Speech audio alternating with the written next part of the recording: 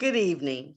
My name is Muriel Jones, a member of the local chapter of Alpha Kappa Alpha Sorority Incorporated, and I have the pleasure of being your moderator this evening. Thank you for joining us this evening. This is the second session of a three-part series on protecting our vote.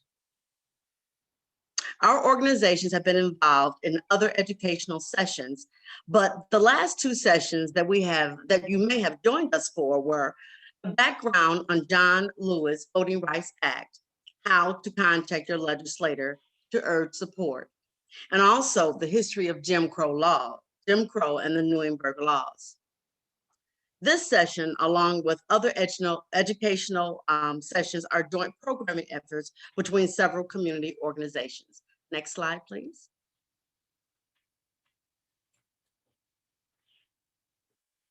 We are all local organizations striving to enhance the knowledge base of our voting electorate.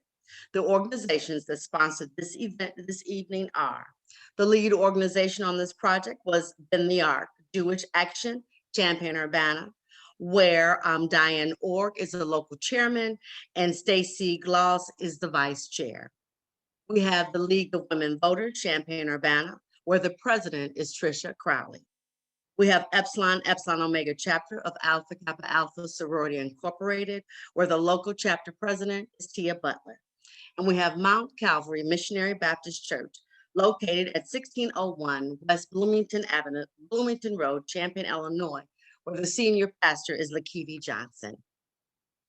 Additionally, we would like to thank our supporters: Solidarity Sunday, the National Association for the Advancement of Colored People, Champaign County Branch, members of the Divine Nine organizations, and Champaign County ACLU for your continued support. Some of them are with us this evening, some of them may not be, but they always support what we do. So thank you so much for that. Before we get started with the program, let's go through a few housekeeping items beforehand. There will be time allotted for questions and answers after Mrs. Gandhi's presentation. Please use the chat function at the bottom of your screen to send your questions. You will direct your questions to Diane Orr, O-R-R-E. You will direct your questions to Diane Orr, and she will help manage those questions and ask them at the end. To review the order of the evening, next slide, please.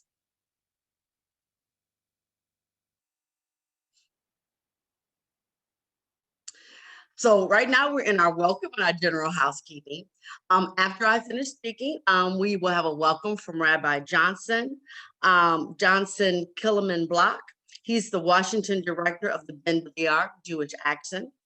Then we'll have a welcome from two League of Women Voter members: Kathy Kinney, who's the vice president and a chairperson of voter service, as well as Melissa Lee, director and of voter services.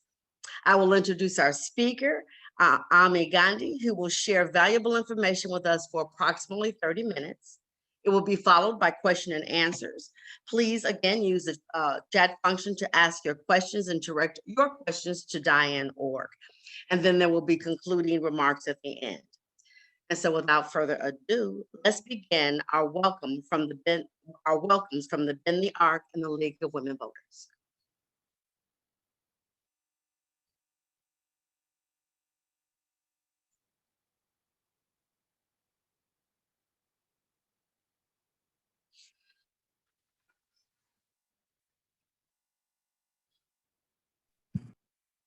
Can't hear.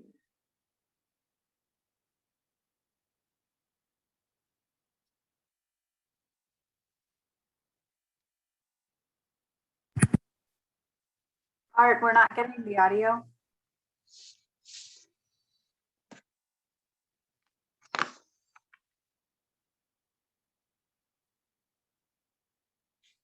This powerful tool could be in the hands of everyone. Hi, everyone. Thanks so much to the Champaign-Urbana Moral Minion for organizing this important event.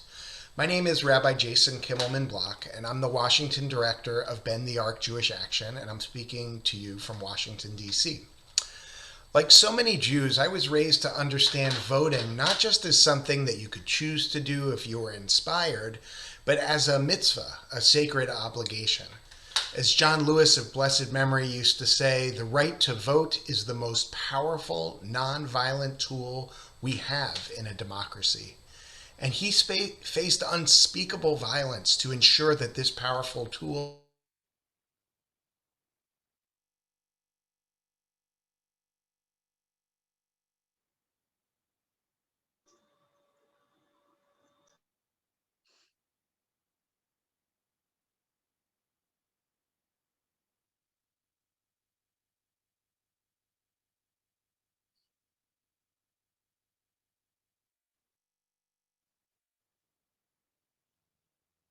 of the KKK, all of whom were law enforcement and their deputies. Andrew Goodman's brother wrote a letter to Ben the Ark reflecting on the anniversary of his brother's murder for working to register black people to vote. And in that letter, he wrote, "Here we are, 57 years later, and we are still organizing, advocating, and litigating equal access to the ballot box for citizens who have been traditionally marginalized in exercising their right to vote. Today, we remember all those who worked in the movement, including those who lost their lives for a greater and better America. It is also time for all good citizens to renew a collective pledge to protect our democracy and restore the voting rights which are being taken away by the spiritual descendants of the very people who murdered my brother." Thank you to the Ben the Ark Champaign-Urbana Moral Minion for your steadfast work in defending and restoring the right to vote. I don't have to tell you how high the stakes are or how urgent this work is. Keep pushing and keep up the good work.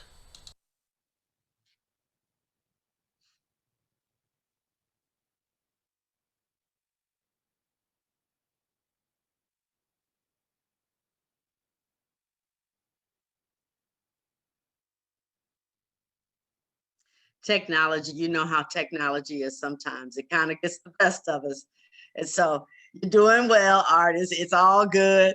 It's just that technology wants to frustrate you this evening, but it's all good. You heard the message, and that's all that's important. And so then our next message is from the League of Women Voters.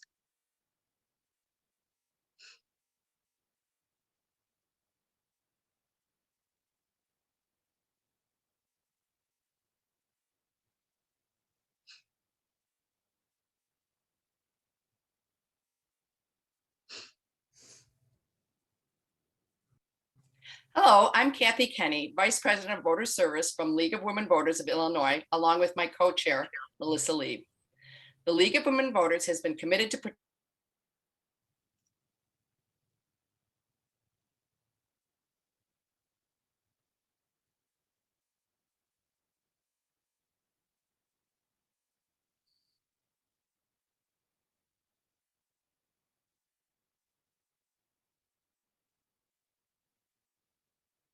voting is still inaccessible to many.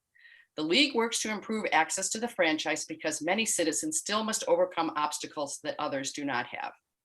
With our collective commitment to voter rights, barriers such as disabilities, work schedules, ID requirements, limited voter registration, voter intimidation and deception, and voter purges will continue to be removed.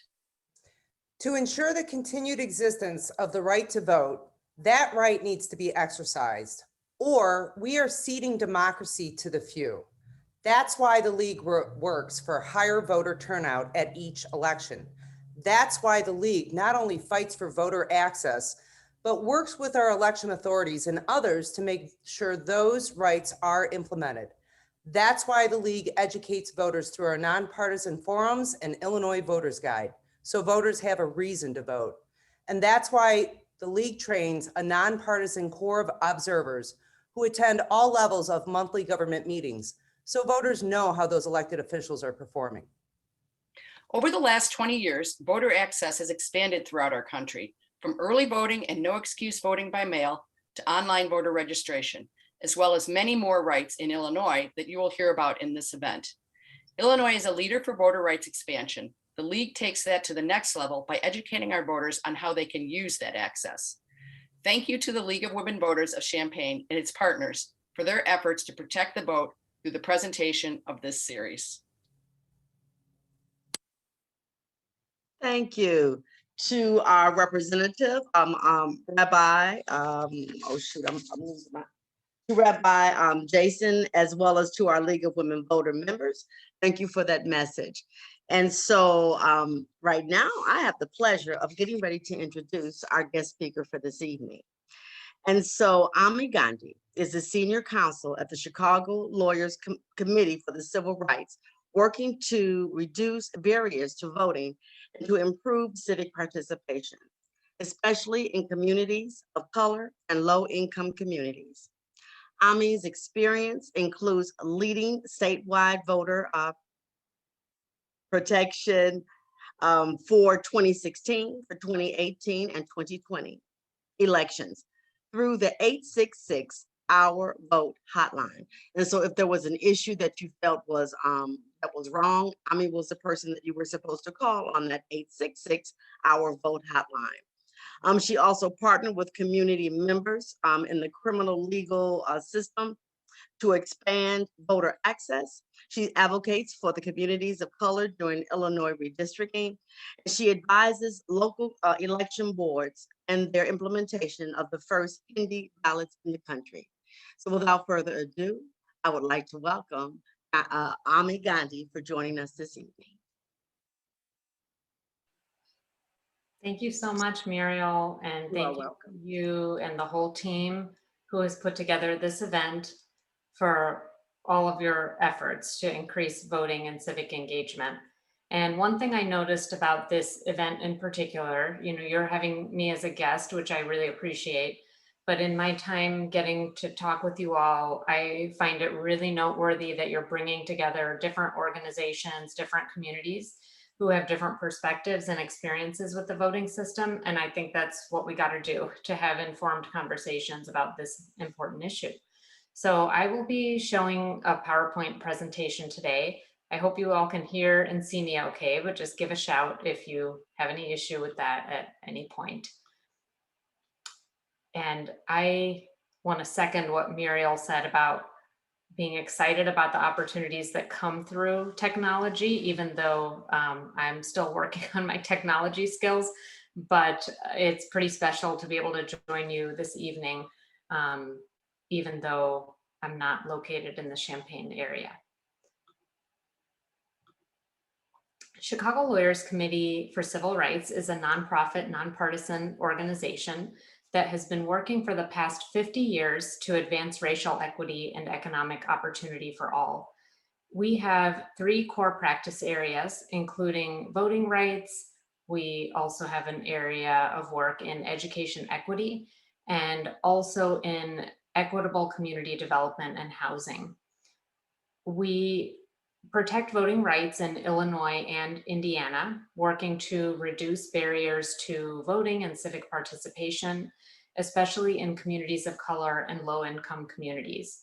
We aim to ensure that all eligible voters are able to cast ballots and that their votes are not diluted, and that the system does not undermine our fundamental right to vote and choose our elected officials.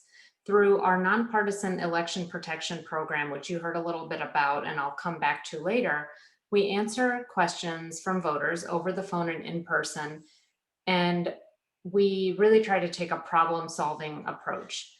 We have the privilege of working with community members in the Chicago area, including on the south and west side, suburban areas as well, working with community members in prison and jail environments. And over the phone, we assist voters from all over the state and in Indiana as well. We can move on to the next slide. Sorry, we can go back one slide. That's my mistake. Today, there is no doubt that voting rights are under threat across the United States. This is a map from the Brennan Center for Justice showing that the division that we see in our country, with certain states having relatively new restrictive laws and other states having newer expansive laws.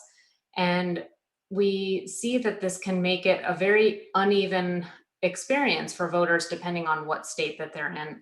Here are a few examples related to student voters, for example. I know that that's an issue close to the hearts of some of your organizations. In Montana, voters who have a student ID must present a second supplementary ID in order to vote. And under a Texas law passed in 2013, student IDs cannot even be used for voting purposes, but other types of documentation like gun permits can. In other states, there is not a voter ID requirement. As you may know, you only need to attest to your residency, and your campus may even have civic engagement programs to help register yourself and others on election day. So it can just be a very different experience.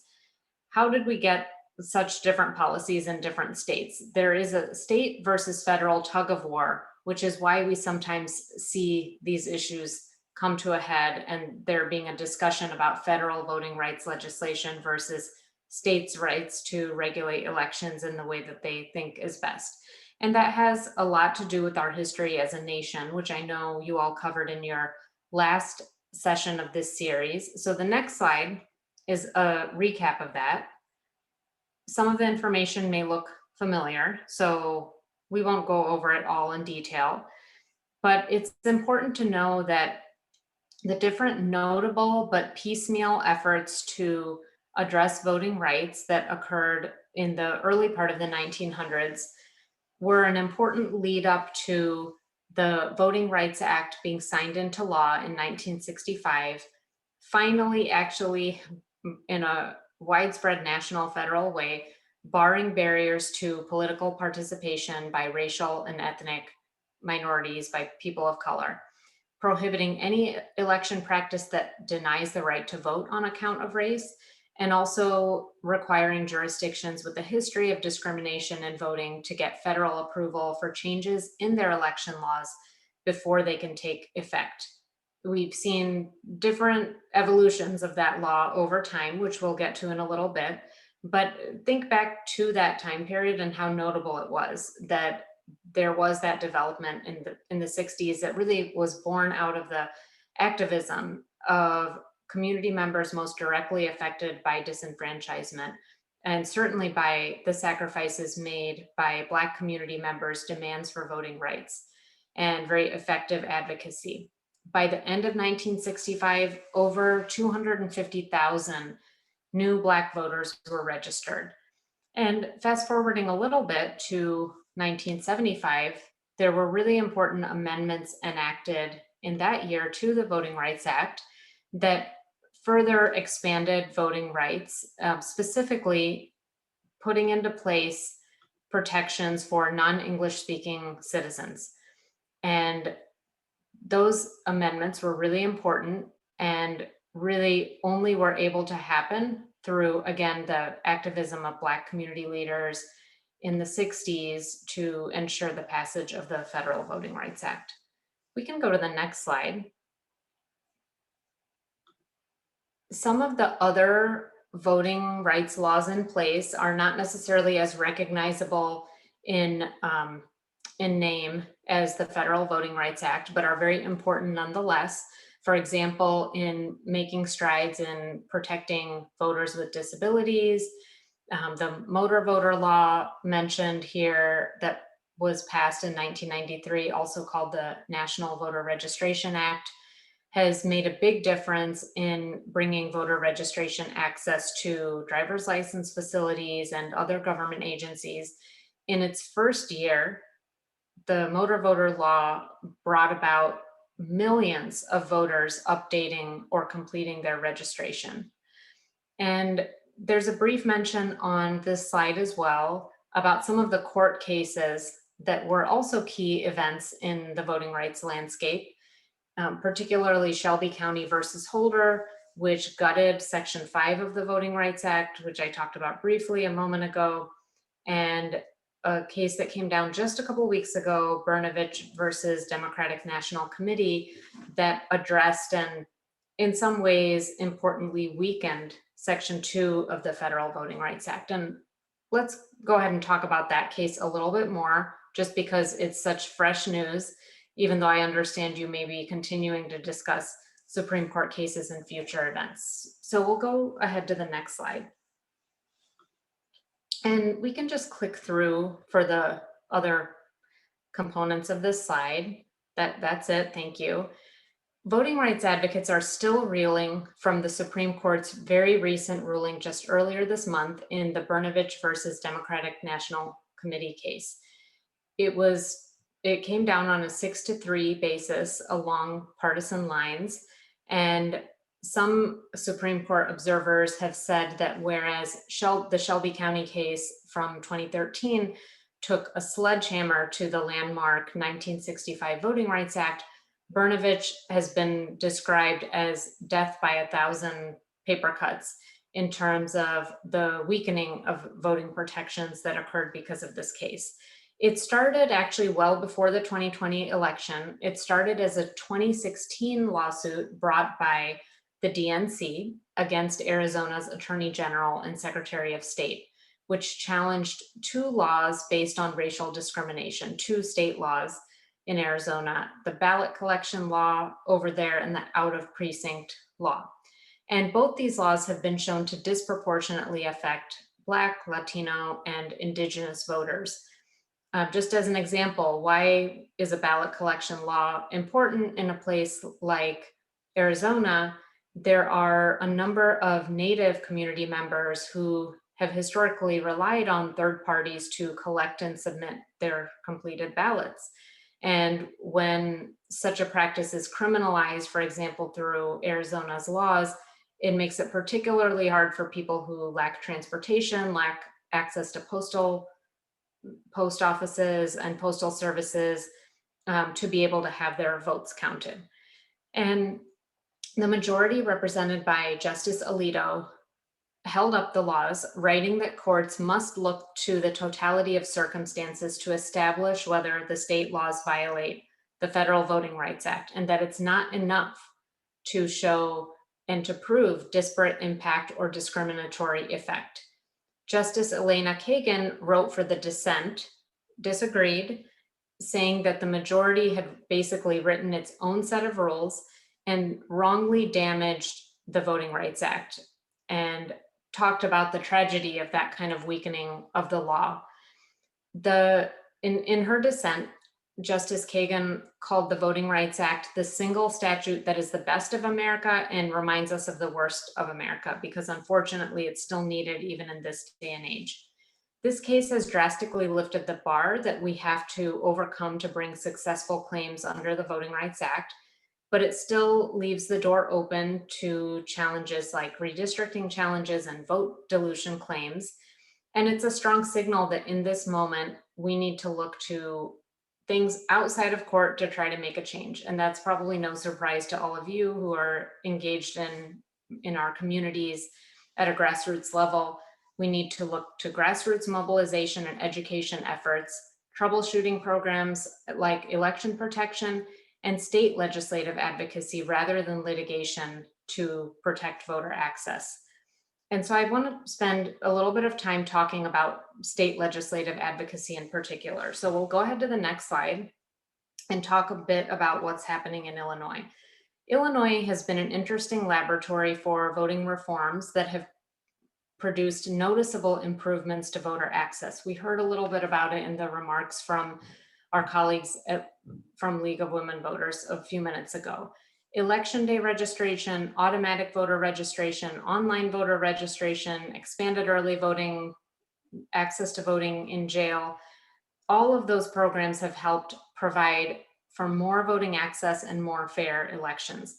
And these reforms have been proposed and approved by leaders on both sides of the aisle. I'm not saying we have it perfect in Illinois by any means, but leaders have on many occasions come together from different parties, perhaps trying to get away from the past history and legacy of corruption and improper elections, that kind of history that is there in Illinois and Chicago. And government leaders these days are eager to move past that reputation. We still see voter suppression bills introduced in the General Assembly during every legislative session, like attempts to require voter ID or prohibit vote by mail applications. I saw some bill that thankfully didn't gain any traction, but a bill was introduced to the Illinois General Assembly in recent months that was along the lines of providing body cameras to poll watchers, and just all kinds of ideas that come up that thankfully don't go very far in the Illinois legislature, but there are constant threats nonetheless. And it's scary. And we have to fight back those attempts every year. We also face unique issues in Illinois with implementation and compliance with the laws that do get passed. So I would say we have an issue in Illinois with sometimes on paper, the laws seeming reasonable, and then getting them implemented to really be out there in a robust way, getting the budget passed that would allow robust resources for these programs to become a reality. Those can still be stumbling blocks. And I know that we all would want the laws to really come to life in more than just a symbolic way. So implementation of the laws is really important. In some ways, Illinois is ahead of the curve, but there's still a lot we need to figure out together about how to make our elections more fair and inclusive, including how do we actually get meaningful policy making input from community members most directly affected by systemic discrimination and disenfranchisement. So let's dive deeper into that. Let's talk a little bit about automatic voter registration, a topic of great interest to a lot of us here. Our organization and other advocates, I see some colleagues here in this meeting tonight who are part of the Just Democracy Illinois Coalition, which is fantastic.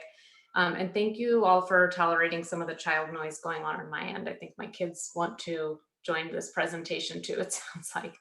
Automatic voter registration is a system where the state automatically registers all eligible voters unless they opt out. That's generally what we mean by AVR.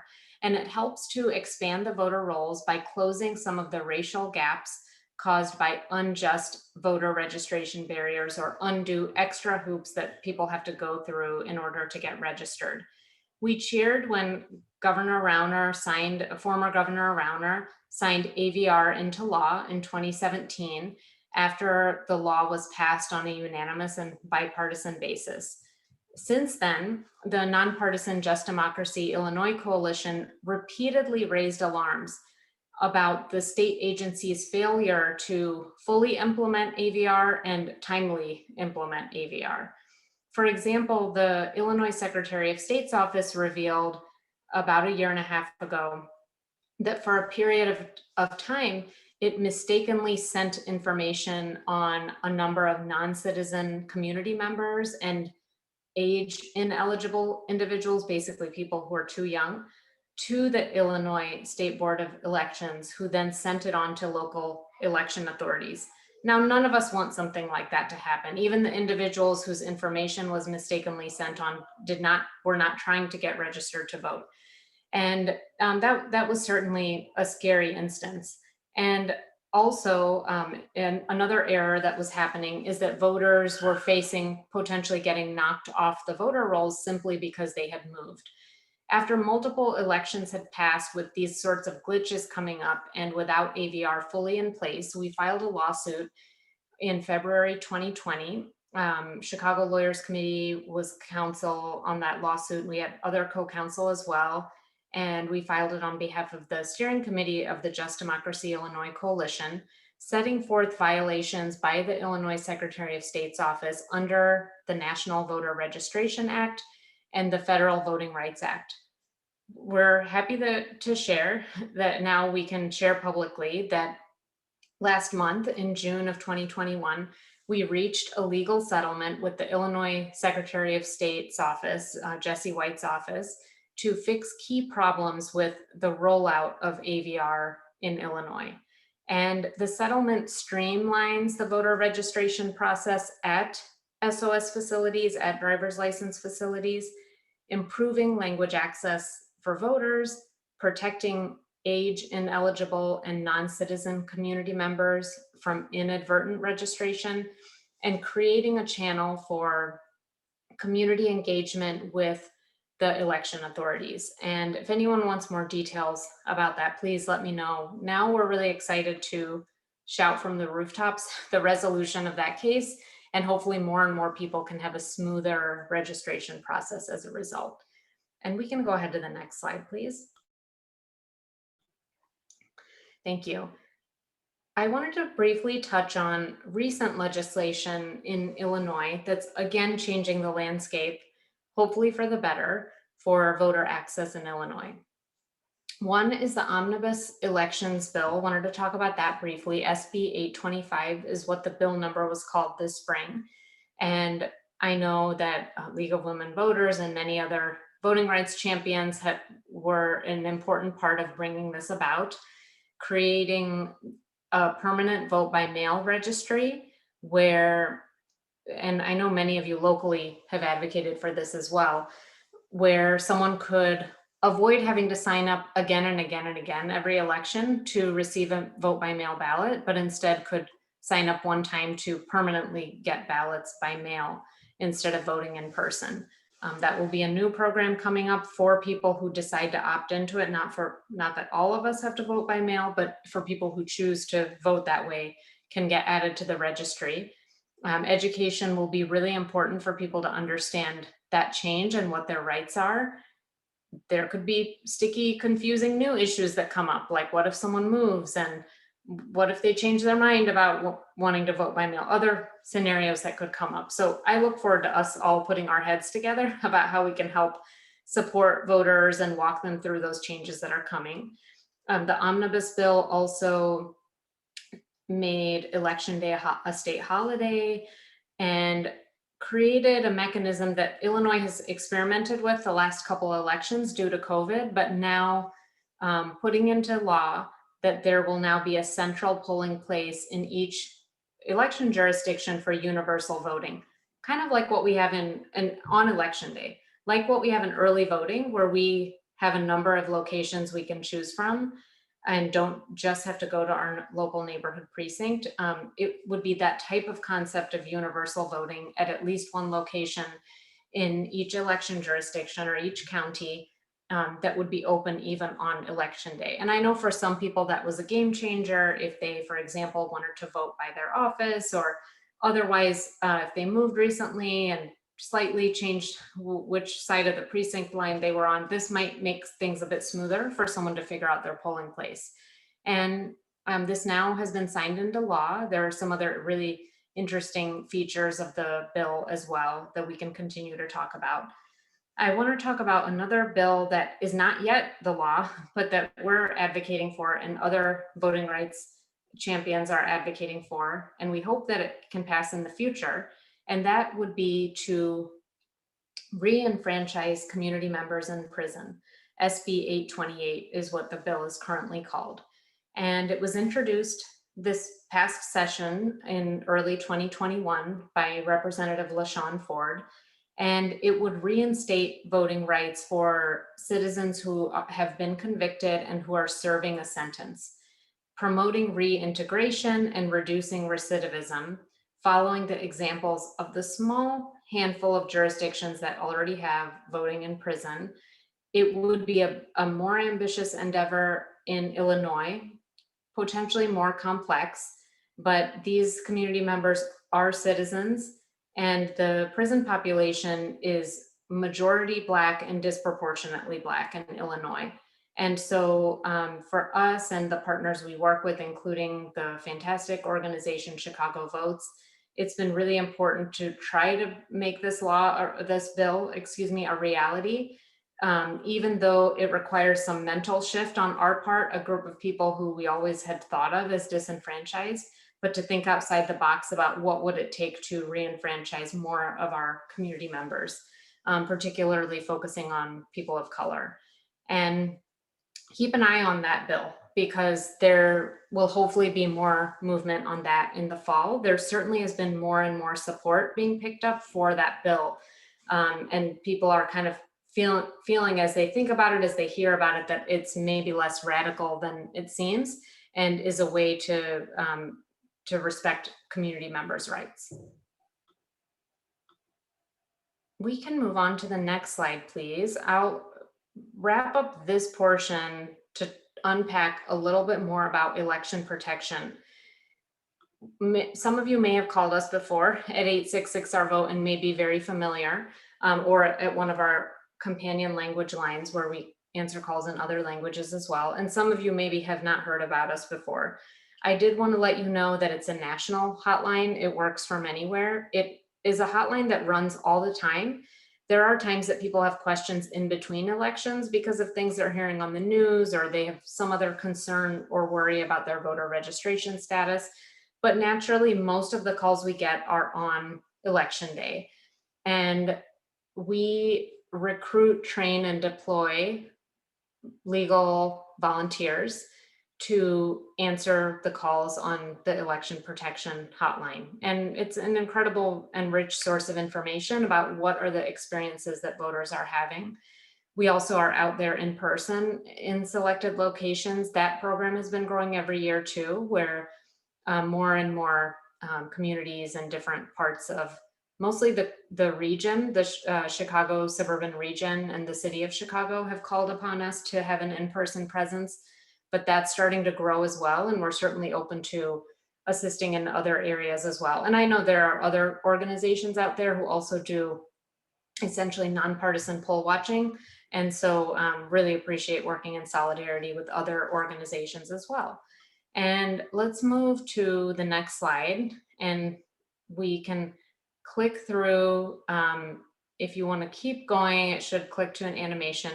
So we take all of the data and stories from election day, including especially the issues that we were not able to resolve, which, always is going to nag at us if we were not able to help an eligible voter get access to the polls. Often we can help them that day itself.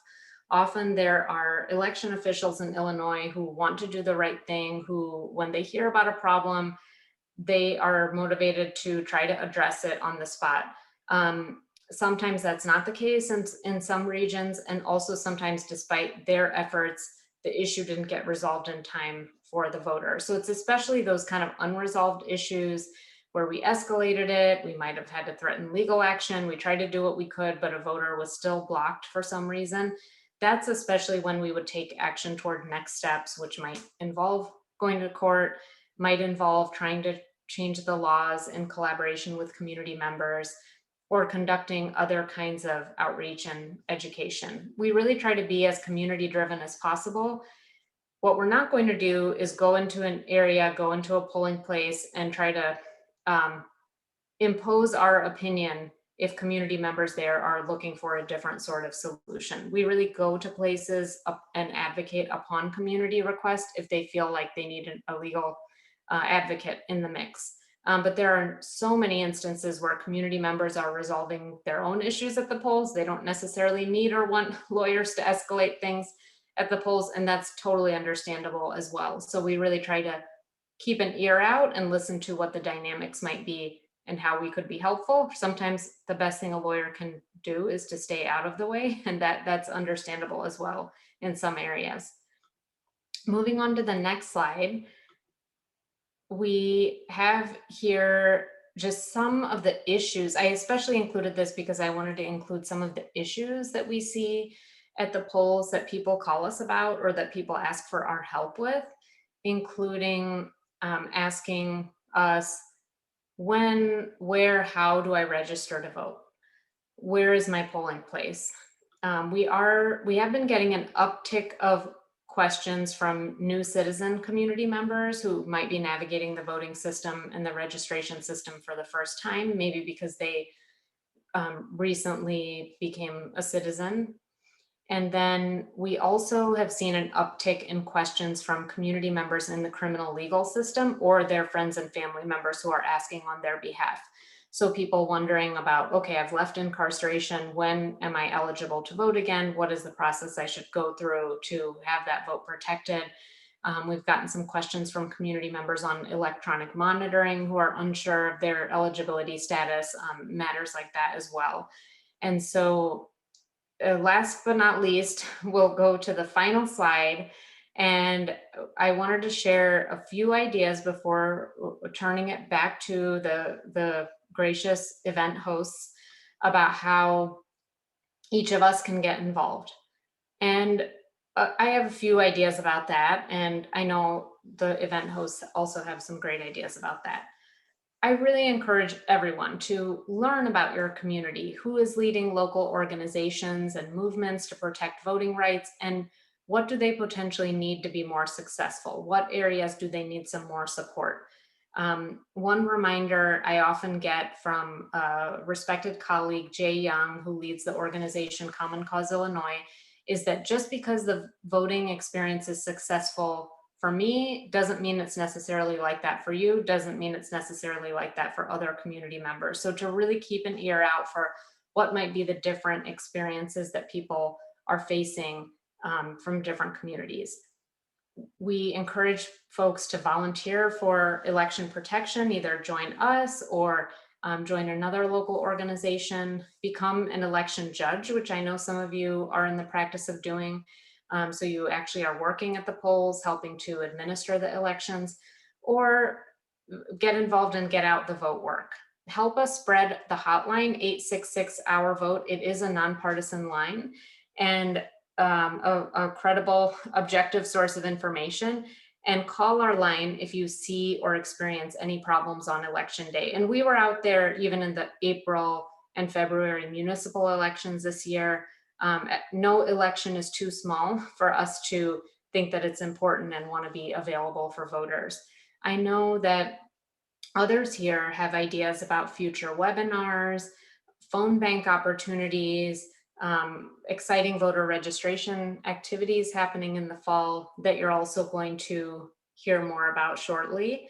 And so I really want to thank you again for the chance to share some of these thoughts with you, especially on a week that's been rough for voting rights. It's nice to be here together with you all and happy to answer any questions.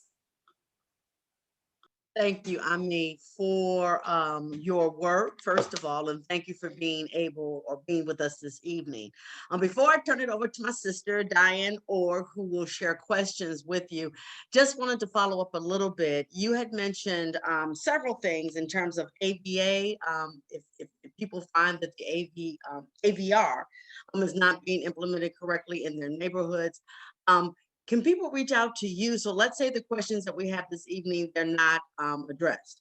So are you open to people contacting you or your organization? How can we how might people get more information from you if they need it? Thank you so much, Muriel. Yes, I am happy to talk to anyone and stay in touch. The best thing to do is to share my email address. I can also put it in the chat. And 866 Our Vote is the best way to reach us on an election day. Any other time, just contact me directly and I would be happy to speak with anyone. And so could you maybe share either your contact number or your email or how they can contact you? Great. I put it in the chat and happy to stay in touch with anyone who has questions. Excellent, excellent. So I will now turn it over to Diane, and so she will share some of the questions that she received. Additionally, if anyone has other questions that they forgot to put in the chat, please go ahead and put those questions in the chat, addressing them to Diane, and she will share your question. All right, thank you so much, Muriel. And thank you, Ami, for that excellent review of past laws, present laws, and what we can do in the future. So our first question is, what do you recommend as ways to help voters and potential voters understand the 2021 changes to the state election law, including the option to be on a permanent vote by mail list? Thank you. I know that efforts are underway by wonderful civic organizations and the county clerk's office to flesh that out. I think that's wonderful. I think that's what we have to do. And it works well in Illinois when nonpartisan organizations hear from our respected election officials about how these changes will play out. One thing that we have done on a number of occasions with our community partners is to think about know your rights type of materials. So even for some of the procedures that are going to come up later because the election is still a little bit far away. Even if some forms and procedures are not live yet, we can still, it's not too early for thinking about and analyzing what are our rights, and identifying the questions, I think is a good place to start. I mentioned a few things that are coming up for community members, like what if I move after I sign up for this list, or other sorts of gray areas in people's minds. Even starting to assemble those questions and concerns that people may have, I think is a good place to start to figure out how know your rights type information could be helpful in the future. And that's one thing that we have done ourselves. We got a request from a community organization just a few days ago that, you know, in their specific ethnic geographic community, they're running into certain questions at a high volume. And there's some confusion happening about a particular voting rights issue. So whether we're creating it or sometimes there's not a need for us to create it, but we could do a legal review, we're happy to be helpful in any way. And I think the point that you make about knowing your rights is so important. You know, that was one of the reasons why we kind of started these educational webinars, to just give people basic information, and to maybe spur that interest, you know, to give them a little bit, and then they're, you know, willing to ask for more. So we're really encouraging that know your rights and know what's appropriate in your neighborhood. We think that's really important. Diane, do you have a second question for Ami? Yes, I do. Here's a short question. Define universal voting. That's it. Sure. Could it be that question was related to the universal polling place discussion, or is there something else is that what we're talking Well, about? it came in right after that slide. So okay, got it. Okay. Thank you. So yes, that slide was a super condensed form of a really long bill. So I get it. I understand why that might have been confusing or very briefly stated on the slide. So what we saw in pandemic times in the 2020 elections was sites in each election jurisdiction. In some counties, it was one place, and some it was several locations where on election day, people could come from anywhere in that county and vote, similar to how we're used to thinking of early voting like that, where we can find a location. It doesn't have to be exactly in our neighborhood in order for us to be allowed to early vote there, as long as it's in our respective county. And now that concept is going to be available on election day to allow some more flexibility, where a person can vote at their neighborhood precinct like they're used to doing, looking up where is my polling place and going there, and that still will remain an option. And they will have an additional option of going to a centralized place where people from all over the county might be coming on election day. That's what is meant. And it's still not really, it's not going to be people from all over the state or anything like that, but registered voters who are citizens and eligible voters, or people who are eligible but need to get registered can come to this central place. I hope that I answered the question. And I think we might have something similar. Like, so we have early voting sites. And so I guess I'll just ask for clarification. We have early voting sites where anyone can go and vote. It doesn't have to be in their precinct. Is that the same similar kind of thing that you're talking about? And that's in Champaign County here. Yeah, so it would be a similar concept, but now because of this new law, having access to that on election day too. Okay. And some people might have experience with that from last year, because in the emergency circumstances of last year, sometimes such sites were available last year, and people may have already taken advantage of that on election day. So for some Illinois voters, it's not going to be a totally new concept. For some people, it may be their first time going to a place like that. All righty. Diane, do you have another question for Ami? I do. I have several. Once the bill is passed, is there a plan to mass educate those that are incarcerated on their new right to vote? What a great question. And I hope that all will be interested in joining together to hear from community members and to help with that education and awareness building. Now, one thing that's already happening in prisons that I wanted to mention is peer-led civic education. And so that's a really great model to consider drawing from. In the policy work that I have the privilege of doing with incarcerated and returning community members, I frequently hear the input that, it's really important for people to hear from others who are in their shoes about the importance of civic engagement, about what our rights are, when people are disenfranchised, when they're eligible to vote again. And so that's going to be very key. So yes, education is important so that it's super clear to people when they're eligible to vote and when they are not. And then I would go another step further and say, as much as that education can be peer-led and people getting a chance and getting a platform to speak to others in their community is a very exciting possibility. And that's happening among soon to be released community members already as part of the civics in prison law that is part of Illinois law for the last couple of years, where there is required in-person peer-led civics education for people who are soon to be released. And that's also now going to be happening in a stronger way in Department of Juvenile Justice facilities as of a law that just got passed this spring. And so there's already, thankfully, somewhere to start from in Illinois in terms of civics education of incarcerated and returning community members. Great. So go ahead if you have another question. I do. And if I might add that Bend the Arc sponsored a rally on Saturday about voting rights. And one of our speakers was a formerly incarcerated individual who stood up and spoke passionately about how precious the right to vote was.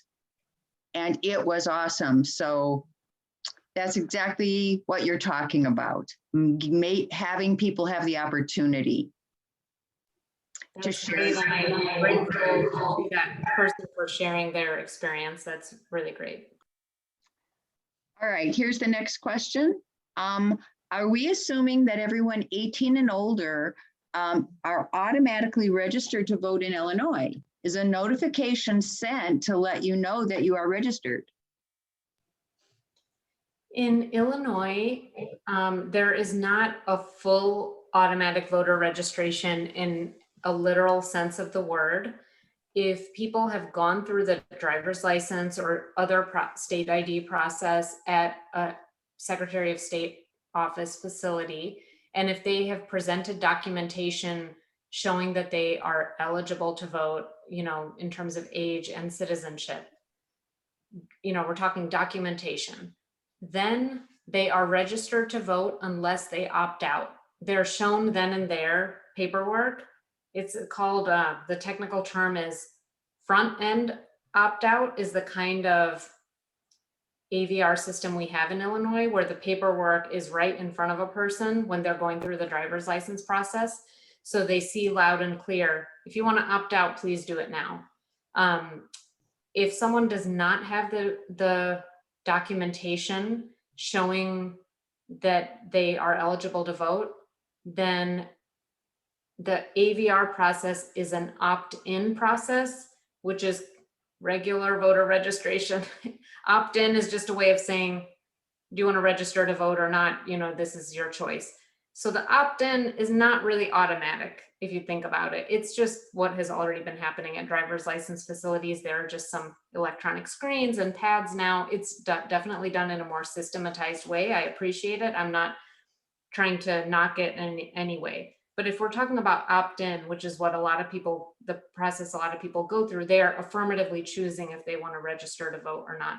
The opt-out only comes up if someone has shown the documentation that they are an eligible voter. And even then they have the chance to opt out if they like, and they're given paper and electronic notices of that right that they have to opt out if they want. That said, and that was that was a contentious issue in Illinois. Some other states do it differently, but I think Illinois, the people of Illinois made it clear, the government officials of Illinois made it clear. Give people a loud and clear opportunity to get out if they don't want to be signed up as a voter. And so that's kind of just respecting what the wishes were of the people of Illinois of how they wanted that system set up. Yeah, so hope that answers the question. Thank you. Thank I you. mean, I think I'm going to piggyback a little bit on that in relations to getting information out about SB 835. You know, I noticed that our county clerk is on this webinar, Aaron, and so I'm sure he is willing to work with us in terms of getting that information out.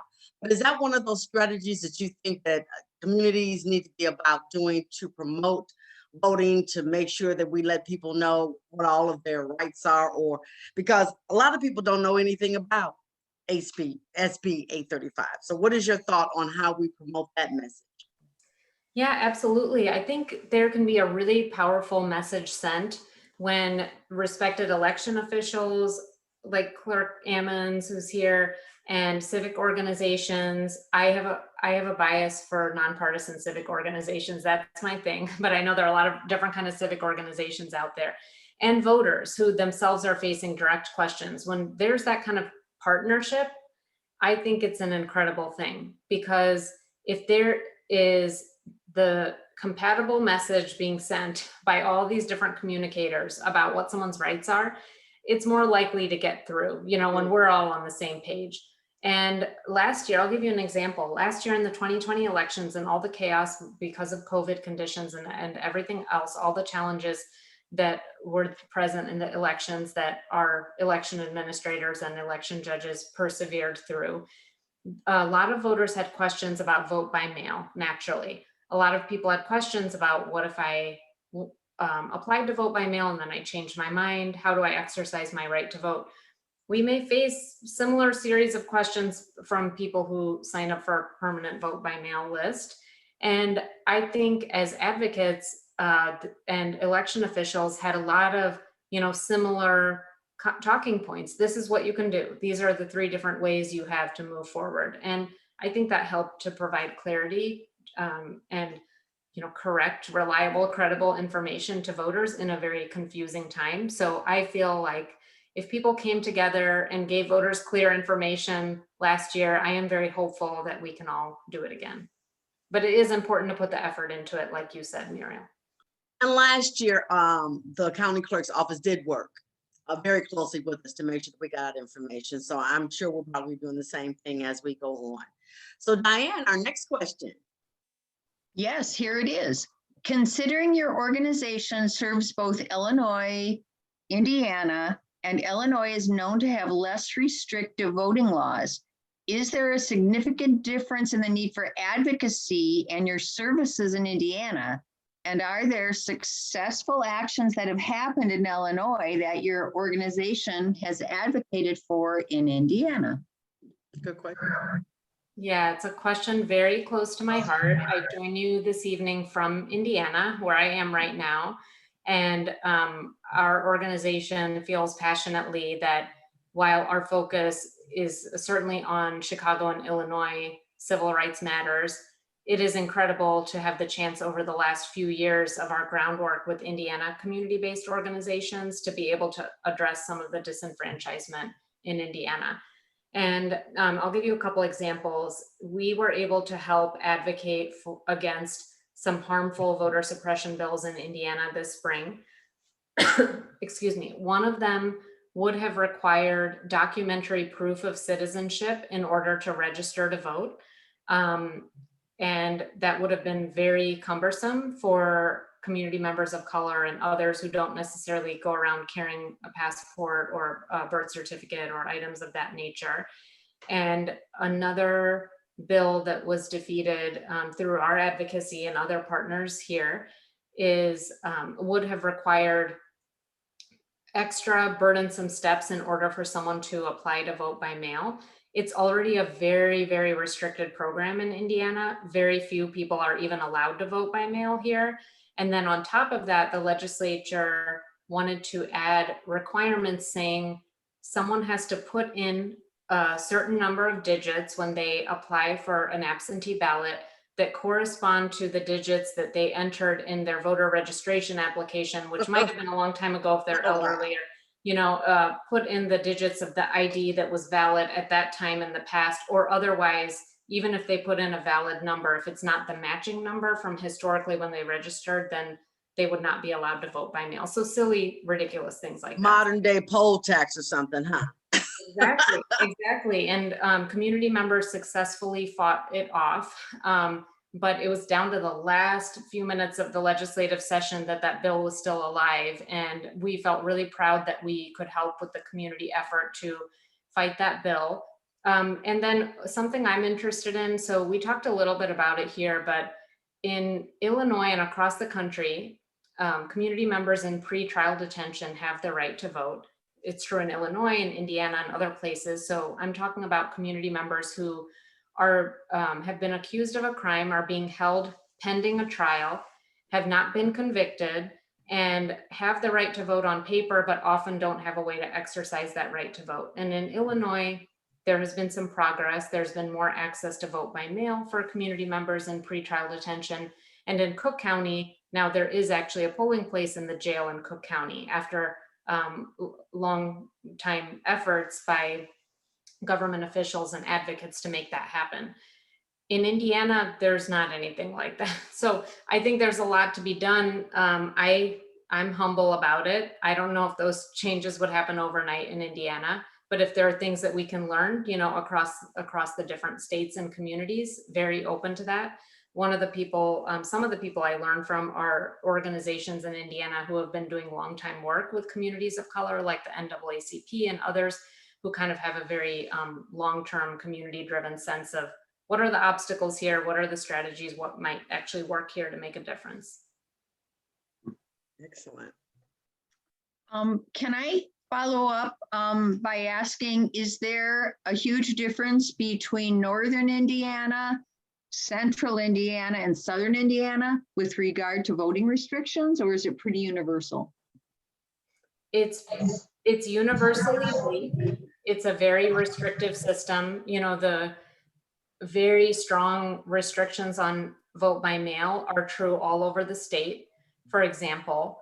But there are some of the burdens eased depending on the region of the state. So Marion County, where Indianapolis is in the middle of the state, I know that the election officials there have made important strides. They do what they can, because they can't overrule the state law. They can't give more vote by mail ballots out than what the state law allows, but they have tried to be humane in terms of early voting policies and, some of the other things they have instituted, but there's only so much that they can do at the local level in terms of local variation because of the restrictive state laws. Sometimes you see little changes, like in Monroe County, where there's a large university population and other kinds of community activism. They voluntarily kept their polls open late a few elections ago when it was an issue of voters had been excluded earlier on in the day, and the right thing to do was to keep the polls open late in the evening. Like we've all seen that happen from time to time in different jurisdictions. And it seemed like in a hyper local way, there was a sensitivity to, okay, we got to do that. That's the least that they can do. So there are some local variations, but they're not groundbreaking, unfortunately. Okay, here is another question. You present, yes, here's a $64,000 question. People my age will understand what that means. It has to do with a game show from way before you were born, Ami, way before you were born. You presented a lot of good information, but besides protest, is there something specifically we can do to get S1 and HR1 forward? I would love to hear others' ideas about that too. I certainly don't have to be the only one answering the questions. We have a lot of great minds in this event tonight. I know that that's a real mystery and a real obstacle that we're all feeling in reading the news and just seeing some of the very frustrating developments. I don't claim to have any unique insight into that federal legislation that is going to be very tough to pass. but it's also hundreds of pages long legislation with a lot of very important provisions that it's done in a very generalistic kind of way. And I respect that, because people who do that work at a national level, they really absolutely should be applauded. I think it's really fun and energizing at the local level, at the state level, to try to make a change. I think there's still a lot of paths forward for state legislative advocacy. If there are pieces of the proposal, the S1 HR1 proposal, that people are really a fan of and think is the right thing to do, I think trying to bring that about in local areas is important. But I don't mean to avoid the question. It's a tough one. And I would like to learn from all of you on that as well, about how there really could be a successful push to change how that federal legislation is being received. Well, I mean, I think unfortunately there are a lot of great minds on our feed this evening. However, kind of the way we have it structured is that the only person who kind of we're highlighting tonight is you. So in terms of getting those other people to share, I'm not Got quite. it. Okay. Well, let me just leave you with this story then. I went to a rally in Indianapolis advocating for the People Act, HR1 S1. It was last week. And I wondered, is it going to be depressing? Is it going to be, what is it going to be like in a place where these senators here are not going to vote for that? You know, there's no way. And they were, and you know, we're a nonpartisan organization. This is a fact that I'm stating, that the community organizations who came together outside of the federal senators' offices in downtown Indianapolis, we're trying to put the pressure on. The senators and their staff appeared to be hiding from these organizations. I mean, it was very different than what I have seen in Illinois. I mean, just not any kind of engagement. But community members really felt like it was important to say, whether this person changes their vote or not, they need to know that they work for us. And they need to know where we stand on this, because we're the people of the state, and they are here to serve our interests. And so that really helped them keep a sharp focus on the points that they wanted to make. And ultimately, that's how I feel about other parts of the country as well, who are fighting for this, where externally I or someone else might feel like it's a lost cause. But if that's helping them to move the needle in their own particular state, to say that this is the change that we need to see, and if it helps for future accountability purposes and movement building purposes, I think it's time well spent. So that's something I just noticed from community members here. And it's a little bit of a different take than my experiences in Illinois. And it's been really neat to learn from. So you mentioned that this was really a rough week for voting rights.